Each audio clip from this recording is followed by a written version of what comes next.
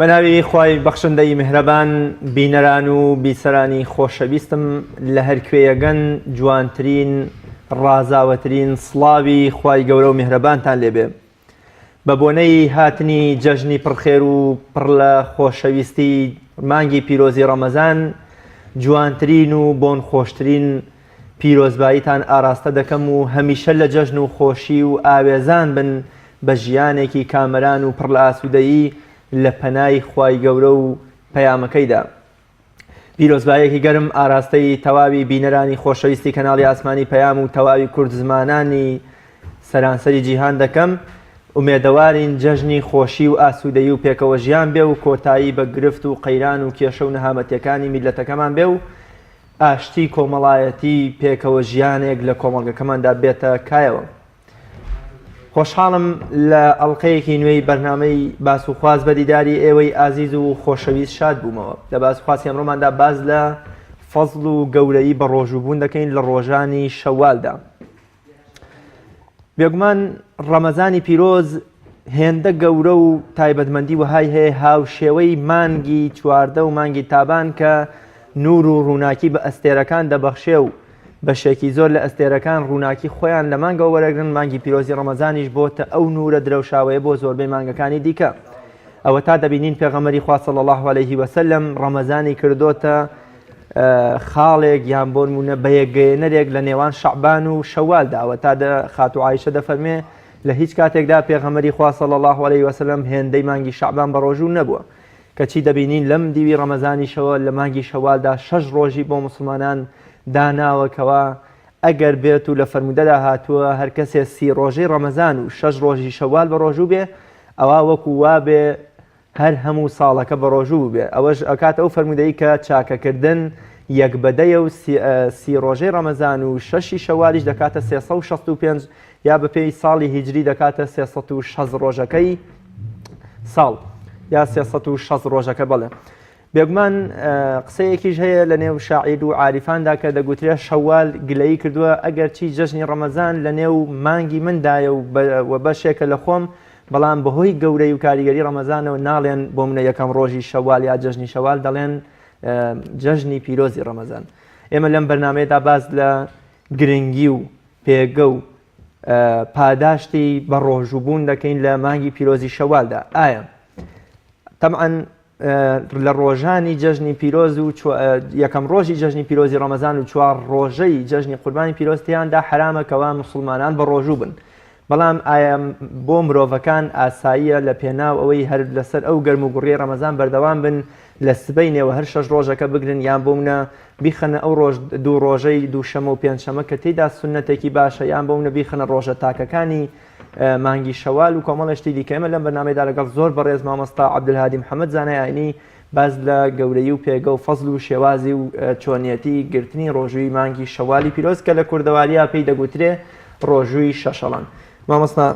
عەبدولهادی زۆر بەخێر بێ و سپاس بۆ ئامادەبوونت. وازاتان باتەوە و پێ خۆشحاڵ بین و پیرۆزباییەکی گەرمت ئاراستە دەکەم بە بۆنەی هاتنی جەژنی پیرۆزی ڕەمەزانەوە. پیرۆزبایی جەژن لە جەنابتان و لە هەموو برایان و هەموو بەڕێزانەی لەم کەناڵە ماندووە بن و هەموو بیسەران و بینەرانی کەناڵی ئاسمانی پەیامەکە. ئەوکات داواکارم لە خۆی گەورە تاعەت و عیبادەت و تاقیکردنەوەی یەکمانگەی مانگی پیرۆزی ڕەمەزانی لێ قبول کردبین و بمانکە بەو کەسانی کە دوای ڕەمەزان پاکبوونەوەی ڕۆحی و جەستەییان بنسیب بووە و تاوان و هەڵە و کەم و کورتیەکانیان شۆراوەتەوە لەیان خۆی گەورەوە. آمين. تقبل منا إنك أنت السميع العليم وتب علينا إنك أنت التواب الرحيم. مامۆستا عەبدولهادی بە وەکو گرێدانێکی نێوان شەوال و ڕەمەزان مسلمانان چۆن ئەو گەرم و گوڕ و حەماسەت و بۆ منە هەست و خۆشییان لە ڕەمەزاندا هەبوو چۆن بیگوازنەوە بۆ تەواوی کاتەکانی تری ڕەمەزان بەدەر لە ڕەمەزان، یا چۆن لە شەوال و مانگەکانی دیکەشدا ئەم گەرم و گوڕی و ئاوێزان بوونە هەر بەردەوام بێ. بەناوی خۆی گەورە درود و ڕەحمەت بۆ سەرگیانی پێغەمبەری ئیسلام و بۆ سەرگیانی هاوڵان و شوێنکەوتوانی و سەلامی خۆی گەورە لە جەنابت و لە بیسەران و بینەران بێت. دیارە هەر لە باب و هەروە لە مەسەلەی بەردەوامی و ئیستیقامە لەسەر ئەو شتانێک کە ئینسان لە ڕەمەزانە فێری بووە یەکێک لە دەرگاکانی ئیستیقامە مانگی شەوالە و ڕۆژووی شەشەڵانە کە ئینسانی مسلمان ئیدامە ئەدا بەو عیبادەتەی کە لە ڕەمەزانە لە یەک مانگی پڕاپڕە کە دیارە مانگ لە ناو مسلمانانە یان 29 یان 30 نە لە 29 کەمترە نە لە 30 زیاترە. بۆیە دووبارەکردنەوەی عیبادەتێکە لە ڕەمەزانە ئینسان فێری بووە یەکێکە لە ڕێگەکانی ئیستیقام و بەردەوامی لەسەر دین کە ئینسانی مسلمان دیارە لە کۆتایی ڕەمەزانە سار نابێتەوە بەڵکو بەعەکسەوە لە کۆتایی ڕەمەزان و سەرەتای مانگی شەوالیشا گەرم و گوڕەیەکی زیاتری پێوە دیارە و کوردەواری ئێمەش بە تایبەتی زۆرترین هەوڵیان داوە کە ئەو 6 ڕۆژە بە یەکەوە بگرن بۆ ئەوەی 36ەکە ینی یا 35 ڕۆژەکە ئەگە بڵێن 29 هەر هەمووی بە یەکەوە بێ و هەر هەمووی وەکو پێغەمبەر صلی الله عليه وسلم لە چەندین فەرمودەیە ئاماژەی بۆ داوەکە بادیڕوا بالئەعمال زوو کردەوە خێرەکان ئەنجام بدەن یا خوای گەورە لە قورئانە وەصفی ئیماندارانەکە فەرمێ سابقوا بالخەیڕات ئەوانەی کە پەلەیان ئەکرد لە کاری خێرە. بۆیە پێغەمبەر صلی الله عليه وسلم هەر لەو ڕوانگەیەوە ئەم سونەتە بۆ ئێمە دیاری کردووە کە ئێمەی مسلمان لەو 6 ڕۆژە بە ڕۆژوو بین و ئەو عیبادەتە دووبارەکەینەوە بۆ بە تایبەتی لەم ڕۆژانەیە کە نەیارەکانی ئیسلام بین قسە ئەکەن و وتوێژیان هەیە و دەربڕینی ڕخنەیان هەیە. ئێمە گەر ئەو 6 ڕۆژەش بە ڕۆژوو بین بەوانە سەلمێنین کە ئێمە نەک ئەوەی کە خوا فەرزی کردووە ئەوەش کە سونەتیشە و پێغەمبەر صلی الله عليه وسلم بە ینی بە پەیوەستی بە ئێمەی نەوتونەی هەر ئەبێ بیگرن ئەوەش هەر کەسێ بتوانێت خۆی لێ ناپارێزێ و هەروەها ئەو عیبادەتە گەورەی ئەنجام بدات. زۆر باشە مامۆستا وەگەزانین مانگی پیرۆزی ڕەمەزان 30 ڕۆژیان بەونە 29 ڕۆژ ڕۆژووگرتنە بەسەریەکەوە بەبێ پچڕیان بەبێ ئەوەی لێ سارد بیتەوە یان ڕۆژە ناڕۆژێکی تێدا نییە. حکمت چییە کە بەر لە ڕەمەزان لە مانگی شەعباندا خاتو عایشە فەرمی پێغەمبەری خوا صلی الله عليه وسلم زۆرترین کات بە ڕۆژوو بۆ بە جۆرێک گوتومانە ئیدی نایشکێنێ لە دوای ڕەمەزانیش هەر مانگەکە ڕازێنراوەتەوە بە ڕۆژوو. حکمت چییە؟ مانگێکە خۆی هەر تایبەتە بە ڕۆژوو لە پێش و لە پاشیشەوە ڕازێنراوەتەوە سەر لە نوێ بە ڕۆژووگرتن و حکمەتی و فەلسەفەی ئەمە لە چیدایە؟ خۆی لە ڕاستیە زانەکانە فەرموون کە ڕۆژووی مانگی شەعبان بە پێچەوانەی بۆ چوونی خەڵکەوە ئەوەیە کە ئینسانی مسلمان خۆی ڕابێنێت و لە مانگی شەعبانە تۆ توانین ڕۆژنە ڕۆژێ بە ڕۆژووی ئەتوانی 2 ڕۆژ بە ڕۆژووی ڕۆژێ بە ڕۆژوو نەبێت بۆیە تۆ لەوێ تاقیکردنەوە بە خۆتەکەی و هەروەها خۆت ڕایەنی لەسەر عیبادەتە بێجگە لەوەی کە پێغەمبەر صلی الله علیه وسلم خۆی لە فەرمودەیەکی تری صحیحە فەرمێ مانگێک هەیە لە بینی ڕەجەب و ڕەمەزانە. ڕەجەب مانگی محەڕەمە ڕەمەزانیش مانگێکی گەورەیە بەهۆی ڕۆژوەکەوە ئەفەرمێ ئەو مانگە خەڵک ئێهمالیان کردەوە منش حەزم کردو لەو مانگەیە عیبادەت بکەم و هەندێ بۆ چوونی تریشەیە کە لەو مانگی شەعبانە کردەوەکانی ساڵانەی ئینسان بەرزە بێتەوە یعنی مانگی ڕەمەزان سەرەتای ساڵێکی تازەیە بۆ نووسینی ئەعمال چونکە شەی لەیلەة القەدری تایە شەی لەیلەة القەدر فیها یفرق كل ئەمر حەکیم. بۆیە ئەو بۆ چوونە شەیەکە بۆیە پێغەمبەر صلی الله علیه و سلم حەزی کردووە کۆتایی ڕۆژەکەی کۆتایی ساڵەکەی کردنی خەلمانی بەرەکەتی عملەکانی کە بەرزە بێتەوە کۆتاییەکەی بە ڕۆژوو بێ. حکمت لە ڕۆژی مانگی ڕۆژی شەوالیش دیارەوە کوتم ئەو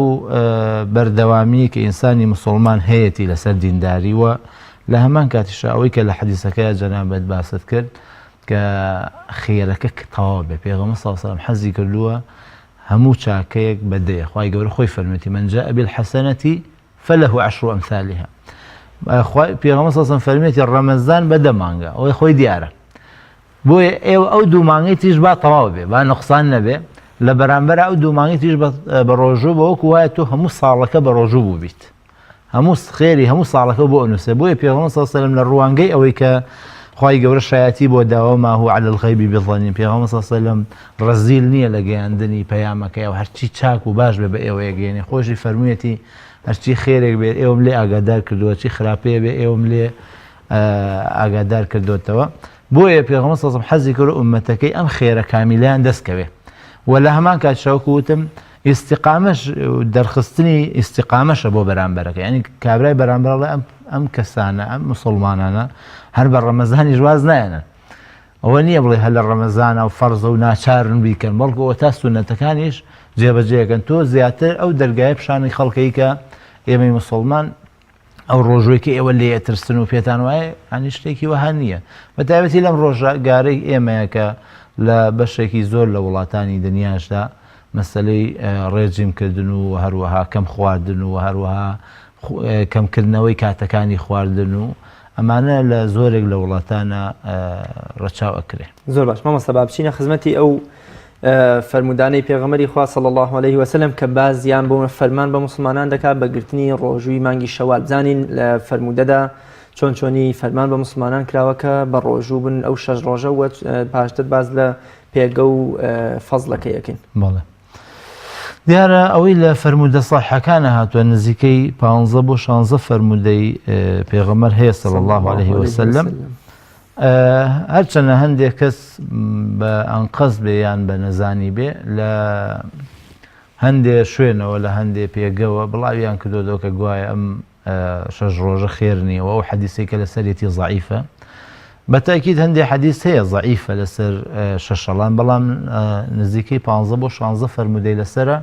کە بەشێکی زۆری ئەو فەرمودانە صحیحن و لە صحیحەکانی صحاحی سێتەیە هاتووە و لە باقی کتێبە صحیحەکانی تری حەدیثە هاتووە و هیچ گومان لەسەر ئەوە نییە کە ڕۆژووی شەشەڵان ڕۆژوویەکی سنەتە و پێغەمبەر صلی الله علیه وسلم ئەمری بە مسلمانان کردووە بیگرن و سنەتێکی متبع بووە لە ناو سەحابە و دوای ئەوانش. بەڵام ئەوەی کە ئێمەی مسلمان وەکو لە فەرمودەکانە بیستومانە ئەوەیە کە من صام رمضان ثم أتبعه بست من شوال كان كصيام الدهر. ئەمە ئەو نەسەی کە پێغەمبەر صلی الله عليه وسلم فەرموو بێتی و ئەفەرمێ هەچ کەسێک مانگی ڕەمەزان بە ڕۆژوو بێ و لە دوای ڕەمەزانیش بە دوای ڕەمەزانی 6 ڕۆژ لە شەوال بە ڕۆژوو بێ ئەفەرمێ وەکو وایە هەموو ساڵەکە بە ڕۆژوو بوو بێ. ئەمە وەکو فەرمودەکان صحیحن و ئینسانی مسلمان ئەم 6 ڕۆژە بەبێ گومانی ئەتوانێت لێی بە ڕۆژوو بێ و ئەو فەرمودانش کە ضعیفن هاتوون وکوتم مادەم ئێمە فەرمودەی صحیحمان هەیە لا بەلای فەرمودەی ضعیفە ناکەینەوە. بەڵام تر ئەو کەسانە ئایا بە نەزانیە یا بە ئەنقەز بووە چون تەنها ئەو حەدیثیان هەڵبژاردووە کە لە سەنەدەکەی قسە هەیە و سەنەدەکەی تەواو نییە. ئەگینا زۆربەی فەرمودەکانی شەشەڵان صحیحن و سنەتێکی متبع بووە لە ناو ئەهلی ئیسلامە. دیارە هەندێک لە زانایانیش وەکو مەزهەبی ئیمام مالیک خۆی بەڵام لە دوای خۆی زاناکانی مەزهەبەکەی ئەوانیش فتوایان داوە کە شەشەڵان سنەتە چونکە حەدیثەکان لە دوایەوەی کە حەدیث صحیح نووسراوەتەوە چونکە ئێمە لە سەردەمی ئەو 4 ئیمامە گەورەکەی دینە حەدیث بەو شێوەیە ئێستا نەنووسراوەتەوە. تەنانەت ئیمام ئەحمەد دوایەمین ئیمامە لە 4 ئیمامەکە، ئەنی 4 ئیمامەکە لە پێش ئەبوو حەنیفە و ئیمام مالیک ئیمام شافعی اینجا ئیمام ئەحمەد دوای هەمینیانە. بۆیە لە دوایەوەی کە صحیح بوخاری و مسلم و باقی صحیحەکانی تر نووسراوەتەوە زانایانی مەزهەبی ئیمام مالیکیش هەر فتوایان داوە کە ئەم ڕۆژە سنەتە و ڕۆژوویەکی خێرە ئینسانی مسلمان بیگرێ. سەبارەت بە خێرەکەشی دیارە لە فەرمودەکانە باس کراوە کە بەڕاستی ئەم 6 ڕۆژە بەقەدەر 2 مانگ ڕۆژوو خێری هەیە چونکە خوای گەورە هەموو چاکەیەک زەربی دائەکە 6 دەی 6 ڕۆژەکە کە 2 مانگی ڕێگەکە لەگەڵ ڕەمەزان ئەکاتە 1 ساڵ کە وەکو وای ئینسانی مسلمان ساڵێ بە ڕۆژوو بوو بێت. ئەمەش دیارە بۆ کەسانی کە تەماحیان لە فەزل و بەرەکەتی خوایە هێشتا هەر کەمە. بەڵام ئەوانەی کە هەندێک کەس هەند جاری وا هەیە بە سوبعەتەوە یاخود بە هەر بە ڕاستی جێبەجێشیەکەن ئەڵە جاگە من ساڵێ بە ڕۆژومی تەواو خێری ترم ناوێ ئەوە وان نییە. خۆی لە ڕاستی ئینسان لە دنیاە ئەوانەی کە مرۆڤی مسلمان وەکو چۆن خەڵکێک بۆ دنیا بە تەماح پێخۆشە زیاتر فەرمانی قیامەتی ئاوادانترکە. چۆن لە دنیاە کەسێک بە کەم ئەگەر دەستی کەوێ ئەگەر دەستی کەوێ بە حەڵاڵی تۆ دەستکەوێ بە شتێکی کەم ڕازینیت حەزەکە زۆر بێ وانی خەڵگەی بە حرامیش پەلاماریشتی زۆرەیە. لە قوتابیەک بە هەمان شێوە کەسێک کە فرسەتێکی خوێندنی شتێکی بۆ ڕێکە تۆ زیاتر چاوچ بۆیە بەڕاستی بۆ قیامەت ئینسانی مسلمان هەرچەنە تەماحی هەبێت دەرەجەی بەرز دەبێتەوە. زۆر باشە. مامۆستا چ شتێک پێویستە بۆ ڕۆژی مانگی شەوال؟ ئایا وەکو ڕەمەزان نیەت هێنان و بۆ نمونە پارشێ و کۆمەڵشتی دیکە وەکو ڕەمەزان وایە یان چ شتێک جیاوازیان لە نێواندا هەیە؟ نەخێر لەبەرەوەی ڕۆژووی شەوال سونەتە، یعنی ئەگەر ئینسان لە شەویشا بیری نەبێ یا پارشەویش نەکات ئەوە ڕۆژوەکەی هەر دروستە لە ڕۆژیشا نیەت بێنێ. پێغەمبەر صلی الله عليه وسلم وەکو لە فەرمودە صاحەکان هاتووە کە ویستی بێتی ڕۆژێ بە ڕۆژوو بێت لە ماڵەوە دوای نوێژی بەیانی وتێتی چیمانێتیان هیچ نییە، فەرمێتی دەی بە ڕۆژوو. بۆیە بەڵام هی ڕەمەزان ئەبێ ئیلا لە شەوە نیەت بێنی یاخود پارشێو بکەیت، پارشێوەکە لە بەری نیەتەکەیە. بەڵام لە شەوالە ئەوە وەکو واجب نییە، بەڵام هەر سونەتە ئینسان پارشێو بکات، چونکە پارشێوکردن بەرەکەتی خۆی هەیە و پێغەمبەر صلی الله علیه وسلم خواردنەکەی بە بەرەکەت باس کردووە، ئاوەکەی بە بەرەکەت باس کردووە، کاتەکەی بە بەرەکەت باس کردووە و قورئانیش عەمەلە ساڵحەکان لە پارشێوە والمستەغفرین بالئەسحار بە بەرەکەت باس کردووە. بۆیە ئەوە یەکێکە لە جیاوازیەکان. جیاوازیەکی تریش ئەوەیە کە مانگی شەشەڵان هەندێک لە زانایان فتوای ئەوەیان داوە کە ئەتوانی بەسەر یەکەوە نەبێت، و جائیزە ئینسان بەسەر یەکەوە نەبێت. دیارە هەندێکیان توانە بەسەر یەکەوە بێ باشترە، بەڵام ئەوانش نەک لە بابی ئەوەیە کە فەرزە هەر بێ بەسەر یەکەوە بێ. حکمت چیە لەوەی کە وتیانە بەسەر یەکەوە بێ باشترە؟ دیارە ئەوانەی کە فەرمیانە بەسەر یەکەوە بێ، لەبەر ئێمە زۆر فەرمودەمان هەیە کە ئەمرەکات و لە قورئانیشا هەر هەیە کە ئەمرەکە بە خێراکردن پەلەکردن لە ئیشی خێرە، لە ئیشی خێرە پەلەکردن. بۆیە لە ڕوانگەی ئەو ئاەت و فەرمودانەوە کە خوای گەورە فەرمێ سابق بالخيرات ومنهم سابق بالخيرات، لەناو ئیماندارانە هەندێک کەس هەن لەگەڵ خێرێکی دەستکەوێ مسابقەی بۆکە، پێشبڕکێی بۆکە، حەزەکە لە پێش خەڵکەوە خێرەکە تەواوکە. و لە قورئانیشا خوای گەورە خۆی فەرموویەتی وسارعوا إلى مغفرة من ربكم، بەپەلە بچن بۆ لێ خۆشبوونی خوای گەورە. ولا فەرمودەی صحیحیشا هەیە کە پێغەمبەر صلی الله عليه وسلم فەرموویەتی بادروا بالأعمال فتنا كقطع الليل المظلم، ئێوە کردەوە چاکەکان زوو ئەنجام بن پێشەوەی تووشی فیتنە گەورەکان بن. بۆیە ئەم کردەوانە بەهێزتانەکە بۆ بەرامبەر تەحملکردنی فیتنە و ناڕەحەتیەکان. لەو ڕوانگەی ئەو فەرمودانەوە دیارە وشەی ثم ئەتبعه بست من شوال، وشەی ئیتباعیش ئەوەی تایە کە ڕێک بە دوایە بێت. بەڵام دیارە هەندێک لە زانایانش فەرموویانە جائیزیشە کە جیا بە جیا بێ، بەتایبەتی بۆ هەندێک کەس هەیە تەمەنی هەیە حەزەکە هەموو ساڵێکیش هەر گرتوویەتی، ئەگەر بەسەرێکەوە بیگرێت لەوە چێت تەئسیل لە لاشەی بکە یا تەئسیل لە نەخۆشیەکەی بکە. بەڵام ئیشکالێک نییە مرۆڤ ئەگەر بۆ منە هیوا هەیە بۆ منە دەیخاتە دووشەمە و پێنجشەمەکانی هەفتە کە ئەوەش هەم شتێکی باشە، هیوا هەیە بەسەریەکەوە دەگەوە هەتا هیچ ئیشکالێک لە کاتی گرنگەی بەس گرنگەوێت لە 6 ڕۆژ بێت لە مانگی شەوالدا. جوانە هیچ کێشەیەک نییە، و تایبەتی جایوە کەسەکە فەرمانبەرە یان قوتابیە لە کاتی ئێستاکە ئیمتیحانات هەیە، یعنی ئەمە ئەگەر هین ببێت ئەتوانێت ینی بەشی کە پاشەیکە دووشەمان و پێنجشەمان بێ، یان هەندێک ئافرەتێ لەوچی حاڵەتی طبیعی خۆی لەو کاتانەیە نەتوانێت بە ڕۆژوو بێ. بۆیە ئەوانە هەمووی لە شەرعا جائیزە و هیچ هینێکی تیانە مخالفەی فەرمودەکەی تیانە. بەڵام وەکو وتمان ئەگەر کەسێک پەلەکە زوو ئەنجامی بە ئەوە خێرەکەی زیاترە. جا هەر بەو نمونەیەشەوە پێیەک هەبوو لە مزگەوتی ئێمە ساڵێکی ئەوتی وەڵام من ئیمساڵ 2 شەشەڵانم گرتووە. وتەنجا چۆن 2 شەشەڵانە؟ وتی وەڵام 6 ڕۆژەکەی ئەگرێ بەسەریەکەوە هەموو ساڵێک، خوای گەورە لە 6 ساڵکە لە تەمەن داماوە، دووشەمان و پێنجشەمان و 3 ڕۆژەکەشی گرتبوو، 3 ڕۆژی 15 دووشەمە و پێنجشەمە و 3 ڕۆژەکە 5 ڕۆژەکە ڕۆژێک تریشی خستووە سەر مانگی شەوالە 2 شەشی گرتبوو. جا هەیە بۆ منە کە حەزی لە خێرەکانە، حەزەکە هەموو خێرەکان ئەنجام بە. ئەوەش ینی بەڕاستی ڕۆژوو عیبادەتێکی زۆر گەورەیە، چونکە خوای گەورە لە قورئاندا فەرمانی پێگرەوە، پێغەمبەر صلی الله علیه و سلم فەرموویەتی لە خوای گەورە کە گێڕاوێتەوە ڕۆژوو بۆ منە. جا ئەوە هەر بۆ ڕەمەزانیش نییە، بۆ هەموو کاتێک. اینجا دەرگای لە دەرگاکانی بەهەشت دەرگای ڕۆژوانانە، ئەوان نییە ئەوانەی کە تینویانە خوای گەورە تێرئاویانەکە. بۆیە هەموو ئەمانەوە ئاکا لەوەی کە ئینسانی مسلمان گرنگی با بۆ عیبادەتە گەورە و ئەو عیبادەتە گەورە لە خۆیان بە فەرز و سونەتەوە جێبەجێ بکە. کەواتە مامۆستایەکێک لە جیاوازیەکانی ڕۆژووی شەوال لەگەڵ ڕەمەزاندا تۆ ئەتوانی بۆ منە لە سەعات 8 شەوە نیەتی بۆ بێنی دەست پێ بکەیت بەس گەنگەوەی شتت نەخوادەوە ئەشتوانی لە دەمەوە عەسرا میوانێکت دەیان باری تەندروستی تێگەچیان بۆ منە بەر هۆکای لە هۆکارەکان توانی ئەوەش بیشکێنی ڕۆژەکە بشکێنی بەڵێ ئەتوانی بە سەریەکەوە نەبێت ئەوانە هەمووی جیاوازین لە بینی ڕەمەزان و هەروەها اینجا گێڕانەوە دیارە لە سونەتی شەهر هەیە ئینسان ئەگەر ڕۆژێکی شکان وەکو جەنابەتی بە هۆر هۆکارێ بۆ دوایی بیگەڕێتەوە لە ڕۆژێکی ترە ئەوانە لە سونەتیشە ئێمە گێڕانەوەمان هەر هەیە بەڵام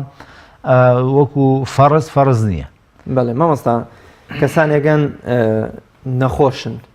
یان بۆ بۆی تەمەنیانەوە ناتوانان ناتوانیوە مانگی پیرۆزی ڕەمەزان بە ڕۆژوو بن بەڵام ئەو حەقە شەرعی کە لەسەریان بۆ وەکو فیدیە و یا هەر شتێکی دیکە ئامادەیان کردووە تەسلیمیان کردووە بۆ ئەوی بەشداری خێری شەوال بکەن بەچی ئەتوانن قەرەبووی ئەم 6 ڕۆژەش بکەنەوەکو بکەونە بەرەو فەرمودەی کە وەکووا بێ هەموو ساڵەکە بە ڕۆژوو بوون. مامۆستا دیارە هەندێک فەزل و خێر هەیە قەرەبووەکەی بەشتی تر ناکرێتەوە. یەکێک لەوانە دیارە ڕۆژووی شەوالە کە قەرەبووەکەی ئەوە نییە بڵێ شتێکدان نرابێت لە بەرامبەر ئەوەیە ئەنجامی بن. وەکو پێغەمبەر صلی الله عليه وسلم کۆمەڵێ هەژار هاتنە لای فەرمووی پێغەمبەری خوا دەوڵەمەندەکان بەهەشتیان کڕیوە وەکو ئێمە نوێژەکەن وەکو ئێمە ڕۆژوەگرن و سەدەقەکەن ئێمە نیمانە بەندە ئازادەکەن ئێمە نیمانە جێژ بەڕێیەکەن ئێمە نیمانە فەرمی دەی باشە ئێوەش لە دوای نوێژەکان 33 جار الحەمدولله 33 جار سبحان الله الحەمدولله الله ئەکبەر ئەو 99 جارە ذیکری خوا بکەن ئینشەڵڵا تەسبیقونە من بعدەکم ئەوانەی لە دواتانەوە پێشیانەکەون و ئەژگەنەوە بەوانەی کە لە پێشتان کەوتون ئەفەرمێ دوایی دەوڵەمەندەکانیش پێیان زانی هەمان خێریان ئەنجامدا ئێدە پێغەمبەر صلی الله علیه و ذلك فضل الله یؤتیه من یشاء کابرای دەوڵەمەند ئەوەندە سوور بێ لەسەر خێر حەزکا زیکرەکەشی دەستکەوێ ئەوە ئیتر فەزلێکە خۆ تۆ ناتوانین ڕێی لێ بگری ئەم دیارە فەزلی بە ڕۆژووبوونەش خێرەوە من ئامۆژگاری ئەو پیاوە بە تەمەن و هەروەها خوشکە بە تەمەنانەش ئەکەم کە چەند ساڵ گرتویان و ئێستا ناتوانن دڵنیا بن فەرمودەیەکی تری صحیحی پێغەمبەرە صلی الله علیه و سلم کە ئینسان هەشتێ لە گەنجیا بیکە خوا بە پیری بۆ نووسێ هەشتێ بە لەش ساغی بیکەی خوا بە نەخۆشی بۆ تەنووسێ هەست کەس شتێ بە لە کاتی بوونە ئەنجامت دابێ خوا بە نەبوونی بۆ دەنووسێ بۆیە یعنی دڵیان خۆش بێ بۆی کە ئینشاءالله مادەم نیەتەکەیان هەیە پێغەمبەر صلی الله علیه و سلم نافەرمێ هەست کەسە نیەتی شەهادەی هەبێ ئەگەر لەسەر جێگەکەش بمرێ خوای گەورە دەجی شەهیدیاتێ بە تاکید تۆ مادەم لە دڵی خۆتە حەز ئەکرد ئەو عیبادەتە ئەنجام بدەیت بەڵام ئێستا عوزرێکت هەیە ئەو عوزرەش خوای گەورە قبوڵیەتی نەک بۆ ڕۆژووی سونەت بەڵکو بۆ ڕۆژووی فەرزیش کە نەخۆشی ئەوانەیە بۆیە ئەو خوشکە بەڕێزانەیە ئەو برا بەڕێزانە من دڵخۆشیانەکەم کە ئینشاءالله هەمان ئەجریان دەسەکەوێ لەبەر ئەوەی کە نیەتیان هەیە و ئینسانی موسڵمان هەر نیەتێکی ساڵحی هەبێ خوای گەورە پاداشتەکەی بۆ ئەنووسێ. زۆر باشە. کەسانێکمان هەن لە مانگی پیرۆزی ڕەمەزاندا قەرزاری ڕۆژوو بوون ئەو ئافرەتانەی کە بۆ منە بەهۆی بارودۆخی تایبەتی عوزری شەرعی خۆیانە یان بۆ منە کەسێک بەهۆی سەفەرەوە یان بۆی نەخۆشیێکی کاتیەوە 2 ڕۆژێ 3 ڕۆژێ قەرزاری مانگی پیرۆزی ڕەمەزان بووە گرتنەوەی ڕۆژوو ئایا نیەتی شەشەڵانی هێنابێ یان بۆ منە نیەتی دانەوەی قەرزەکەی ڕەمەزانی هێنابێ لە بریتی ئەوەی دیکان دەکەوێت بۆ منە ئەگە من 3 ڕۆژی ڕەمەزانی پیرۆز قەرزار بم ئێستا بە نیەتی دانەوەی ئەم قەرزە ئایا دەتوان ئەم 3 ڕۆژی تری شەوالیش بۆ دەنووسیا دەبێ هەر یەکەیان بە سەر بەخۆ بێ. دیارە بۆ کەسێک کە بتوانێت و توانای لاشەیی هەبێت بە تەکید هەر یەکەیان لە جێی خۆیە لەبەرەوەی قەرزەکەی ڕەمەزان کاتی زۆرە مەجال هەیە لە کاتی تری شابیکەیتەوە ئەنی عیبادەتێکە کاتەکەی مۆسع لە شەرعا پێڵن کاتەکەی درێژە ئەوە ئەتوانێت شەشەڵانەکە بگرێت دوای قەرزەکان باتەوە قەرزەکان توانێت لە ماڵەکانی تری شابێتەوە هەندێک لە عولەمان شتیان لەبەرەوەی قەرز گەورەترێک کە فەرزە تۆ پەلە بکە لە دانەوەی قەرزەکانە و دوای شەشەڵانەکە بگرێت ینی هەر لە مانگی شەوالە شەشەڵانەکەش بگرێت بۆیە کەسێ بتوانێت با قەرزەکە بگرێتەوە دوای شەشەڵانەکە بگرێت ئەوە باشترێک ئەوە هیچ گومانی تیانێ لە هیچ زانایە بەڵام ئەوەی کە ئەمێنێت و هەندێک زانایان فتوان لێداوە کوتم ئەوەیە کە شەشەکەی شەشەڵان بگرێت قەرزەکەی بۆ نەکرا دوای بیگرێت کاتێکی تر بیگرێتەوە بەڵام کەسانێکن لەوچە هەر نەتوان بیگرن ینی وەزعیان تەواو نییە جسمیان تەواو نییە یان ئافرەتەکە لەوچێت لەمەدا شیر بدات ئەمانە هەیە یان ئافرەتەکە بڵێن تووشی حاڵەتی حمل و ئەوانە ئەبێ بۆیە ئەو کەسانی کە عوزرێکی وایان هەیە کە لە لای خوای گەورە مەقبول بێ دیارەکە قورئان باسی کردووە و لە فەرمودە ساحەکانە هاتووە ئەوانە دیارە ئینشەڵڵا بۆیان ئەنووسرێک هەر شەشەکەش بە ڕۆژوو بن بە نیەتی قەرز خوا بۆیان نووسێت چونکە دەرفەتی ئەویان نییە شەشی تریش بگرنەوە یا قەرزەکانیشان بگرنەوە و لە شەشەڵانەکەش بگرن ئەوانەی کە دەرفەتیان نیە دیارە خوا وەکوتم ئەم فتوایە ناتوانانی بۆ هەموو کەس یەک فتوا بدەیت ئەوەی کە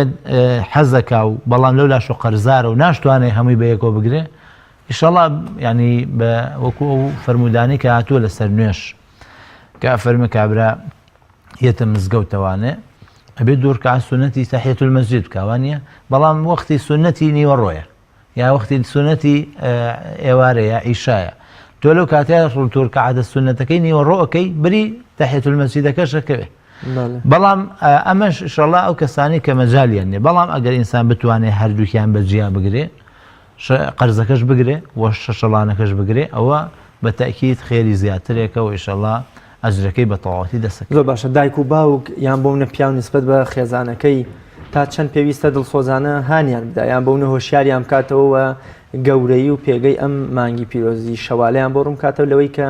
با ماڵەکەی هەمیشە جۆرێ بێت لە نور و جۆرێ بێت لە هەمووی پڕ بێت لە ڕۆژوەوان تا چەند پێویستە دایک و باوک بەرپرسیارانە بەرامبەر بە منداڵەکانیان یا پیا بەرامبەر بە خێزانەکەی ئەم ئەرکە ببینێ بەڵێ دیارە قسەکەی جەنابەت بەڕاستی زۆر گرنگە کە دایک و باوک یا برای گەورە یان ئەوانەی کە قسەیان ئەڕوا لە شوێنێکە لە جێگەیەکە لە ئەمانە خەڵک هان بدەن جایوای کەسێک لە ناو فەرمانگەیەکە خەڵک بەگوێیەکە خەڵک هان بی بۆ ئەم خێرە گەورە چونکە ئەم خێرە گەورە ینی تۆ بەشداری الدال على الخير كفاعله تۆ بەشدار ئەبی لەم خێرەیە یا پێغەمبەر صلی الله علیه و سلم چەندەها فەرمودەی ترا من سن سنة حسنة فله أجرها يعني تۆ ئەم شتە زینوکەی تۆ لای کەسێک کە تا ئێستا نەیکردووە ئەم سنەتەی ئەنجام نایاوە بە تایبەتی مناڵ تۆ هانی بی یان بە جەماعی لە ماڵ و بە ڕۆژوو ئەبن ئەمە بەڕاستی خێرێکی گەورەیەوە هەتا وەکو ئەو مناڵە ئەو ڕۆژوە بگرێ بەشی دایک و باوک خێرەکەی تایە و هەتا ئەو کەسانی بەگوێی تۆ بکەن لە جێهێنانی ئەم سنەتەی پێغەمبەر صلی الله علیه و سلم و لەوایە کە ئەم سنەتەی پێغەمبەر زینوکەن و لە ژیانی خۆیانە تۆ ئەجرەکە دەسەکەی هەتا ئەگە مردە بێشتیش بۆیە ئینسانی مسلمان ینی هەوڵ بە ئەم خێرانە بڵاو کاتەوە وەکو خەڵک هەیە شەڕ بڵاوە کاتەوە خراپە بڵاوە کاتەوە وەکو ئێمە بۆ شتە دنیاییەکان بۆ مناڵەکانمان سوورین ڕۆڵە ئەو مەکتەبە هەستە بۆ مەکتەبەکەت بەڵام بۆ نوێژی بەیانی ناڵی هەستە بۆ نوێژی بەیانی یان ڕۆڵێکیان ئەوە سعی بکە با دەرچی با دەرەجەی باش بێنی وانی ئەمەش سعیەکە بۆ ئەوەی کە ئینسان لە قیامەتە دەرەجەی باش بێنێ یعنی ئینسان ئەگەر مناڵەکەی پێش خۆی کەوێ و دەرەجەی بەرزتر بێ لە قیامەتە بە تەکید خوای گەورە دایک و باوکەکە ئەگەێنێ بە مناڵەکە و بەعکسیشەوە بۆیە ئینسانی مسلمان هەن مناڵەکانی با بۆ ئەو خێرانەی کە خۆشی حەزی لێتی ئەوەش ینی ئەوەی تیا دروستەکە کە دایما خێر بە بڵاوکەینەوە و زمانمان بە خێر بگەڕێەوە ئینسانی مسلمان هەر بۆ خێری دەست ناکەوێت کە بڵێ لا ئیلاهە ئیلا الله ئەوەش خێرێکی گەورەیە یا بڵێ سبحان الله یا بڵێ الله ئەکبەر پێغەمبەر صلی الله علیه و سلم فەرمێ كل تحميدة صدقة وكل تهليلة صدقة وأمر بمعروف صدقة ونهي عن منكر صدقة يعني تو أمر بتشاكي كي بمناڵ كان دڵی ڕۆژ ئەم شەش ڕۆژەش بگرن با خێرەکەتان تەواو بێ با ساڵەکەتان هەموو خێرەکەتان بۆ بنووسێ ئەوە ئەمر بە معروفە تۆ زیندوکردنەوەی ئەو سنەتەی پێغەمبەر صلی الله علیه و سلم لەناو ماڵ و مناڵی خۆتا بە تەکید ئەجرێکی گەورەی هەیە هەم کە ئەوانەی گرن و هەم بۆ خۆش مامۆستا تا چەند ڕۆژووی شەوال ڕۆژووی شەشەڵان نەبێتە هۆکارێ بۆ دروستبوونی جۆرە لە ناکۆکی یان بۆ منە دوو گومانەیەک بەرامبەر بە ڕۆژ و گرەکە زۆر جار تۆ میوانێکی خۆشەویست لە دووەم ڕۆژی جەژنی پیرۆزی ڕەمەزانە هاتووی تۆ هەر ئەتەوێت لە دووەم ڕۆژە دەست بکەی بە ڕۆژوگرتن دەڕۆی گۆشەیەکەوە وەکو خاوەن ماڵ پێویستە تۆ بێی بەشداری ئەم خۆشیە بکەی لەگەڵ میوانەکە تا نانخۆ یا بۆ منە دۆستێکت نەخۆشە و تۆ لە دووەم ڕۆژە بەڵێ وەڵا ناتوانم سەفەر بکەم لەوەی بە ڕۆژوم لە کاتێکا پێغەمبەری خوا صلی الله علیه و سلم ڕاگرتنی هەستی بەرامبەرەکان یا سەردانی نەخۆش یان زۆر جار فەرمێ ڕاپەڕاندنی پێداویستی مسلمانێکم لە 2 مانگی ئەعتیکاف لە مزگەوتەکەی خۆمدا بەلاوە خۆشتر لە کاتێکا نوێژێکی مزگەوتەکەی پێغەمبەری خوا بە 10,000 نوێژی مزگەوتەکانی دیکە چۆن ئێمە ئەم ڕۆژوە بکەینە هۆکارێ بۆ پتەوکردنی پەیوەندی کۆمەڵایەتەکانمان نەبێت هۆکارێک گومانێکمان بەرامبەر بە دروست بکرێ یان بوونە کە کاتێ میوانێکمان یا کەسێکمان نەخۆشە نەبینەوە جێی گلەیی و لۆمەکردن مەڵە دیارە وەکووتمان ئەم مەسەلەی دووەم ڕۆژە حتا ڕۆژی شەشەڵان خۆی وەکو هەموو ڕۆژە سونەتەکانی تر پێغەمبەر سەڵسەلام لە چەندین فەرمودەیە فەرموویەتی هیچ کەسێ بانگ کرا بۆ خواردنێک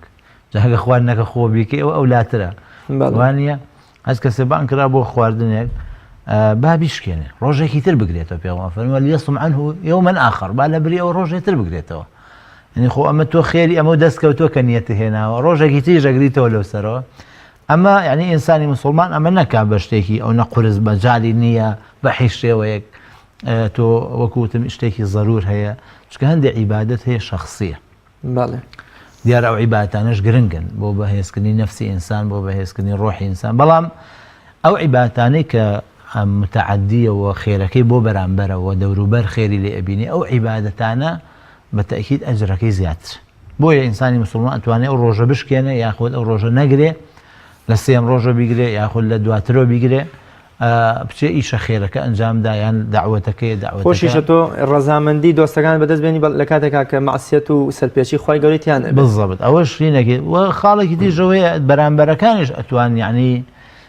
وەکو پێغەمبەر صلی الله علیه و سلم فەرمووی هیچ کەسێ بانگ کرا بۆ خواردنێک با بچێت ئەگەر بە ڕۆژوژ بێ با دوعای خێرکە وڵا کاکە وەڵام مادەم بانگ کردوم هەردێم بەدەمتەوە دەیگەی من لەوێ قەیچێک دوعای خێر پێغەمبەر صلی الله علیه و سلم فەرموویەتی یان با بخوایان با دوعای خێرکە من دوعا خێرەکە بۆکەم هەردووکیان هەر خێرە زۆر باش مامۆستا لە ڕۆژی مانگی پیرۆزی ڕەمەزاندا بەشێکی زۆر لە مسلمانان وازیان لەو هەڵە و کەم و کورتی و گوناهانەیە ناوە کە بوونە لەبەر لە ڕەمەزان پێوەی پابەند بۆ سەیرکردنی فلیم و کۆمەڵی غەیبەت و قسە و کۆمەڵی شتی دیکە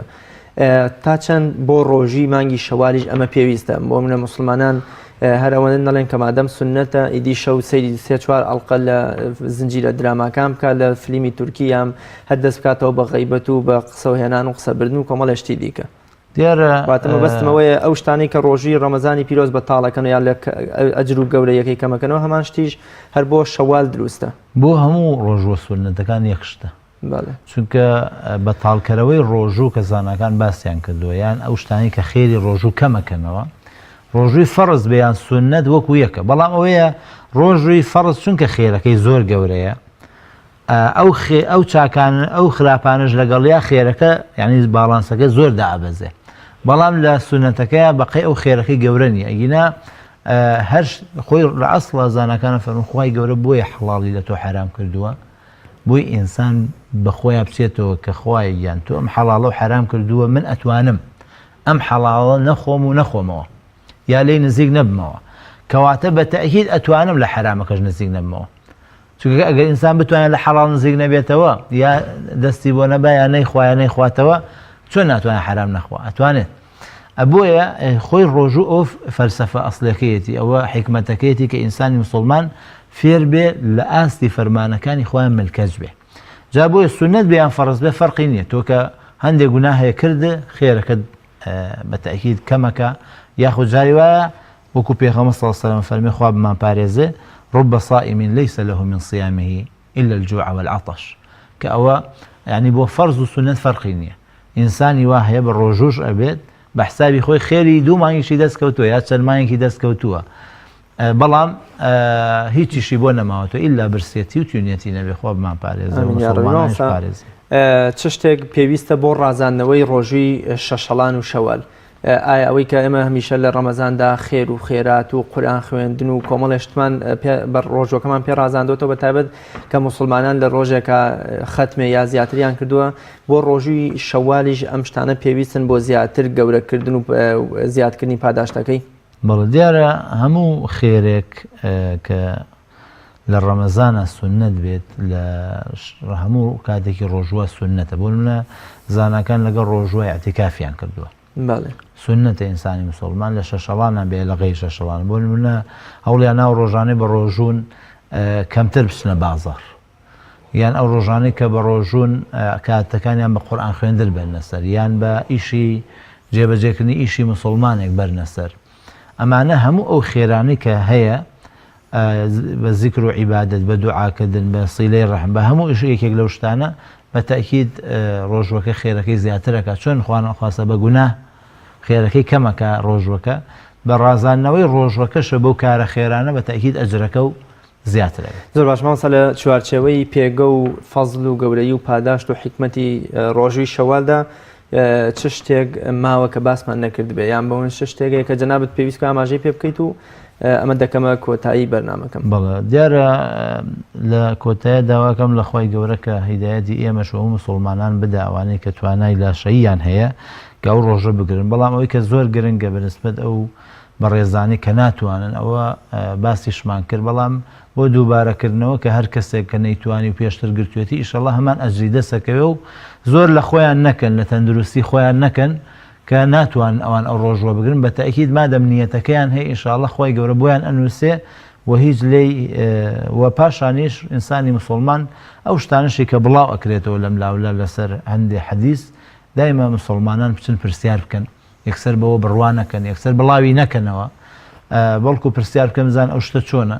لەبەرەوەی شتێک سونەتێکە لە ناو مسلمانانە هەیە و سابتە ئەبێ بەڕاستی بە بەڵگەی گەورە ئەو شتە لا ببرێ بە قسەی زانایە یا بە قسەی کەسێکی ڕۆشنبیرە یان کەسێک هەندێک شەهادەی دنیایی هێناوە شتێک ینی لە سونەتیەوە ناچێت بۆ ئەوەی کە ئەمە شتێکە دروستە یا دروست نییە بۆیە ئینسانی مسلمان وریا بێت و کۆتا خاڵیش ئەوەی کە ئێمە ڕۆژووی شەشەڵان نەکەین بە مشکلە لە بینی مسلمانانە بڵێن کاکە بەخوا هەر ئەبێ بەسەر یەکەوە بێ نەخێ هەر ئەبێ بە جیابێ ئەوە یعنی مشکلەیەک نییە کەسێ ئەتوانێ خەچێکە بە بەسەر یەکەوە بێ بە پێ و ئاەت و حەدیثانی کە باسمان کرد کەسێکیش یعنی حاڵەتی تەبیعی خۆی هەیە یان ناتوانێت بەسەر یەکەوە یان حەز ناکە ڕۆژەکانی جەژن کە پێشوازی لە خەڵکەکەیە چێتە ماڵی خەڵک بە ڕۆژوو بێ ئاساییە لە ڕۆژەکانی ترا بە ڕۆژوو بێ و خی گەورە هەموو لایەکمان مۆفەقیا بۆ کاریان ڕێماوەسەیان دووبارە زۆر سپاس دەکەم و هەروەها جەژنە پیرۆزەشت ئاراستەکەمەوە زۆر سپاس بۆ ئامادەبوون و بۆ پێفەجوانەکە بوو لە مسلمانان بەگشتی زۆر سپاس دەکەم. بینەرانی بەڕێز و خۆشەویست لێرەشدا هاتمە کۆتای ئەڵقێمڕۆمان تا بە یەگەشتنەوەی تر بەخوای گەورە میهرەبانتان دەسپێم دووبارە هەر لە جەژن و خۆشیدا بن و جەژنتان لێ پیرۆز بێ و تاعەت و عیبادەتتان قبوڵ و وەرگیرا بێ خواتان لەگەڵ.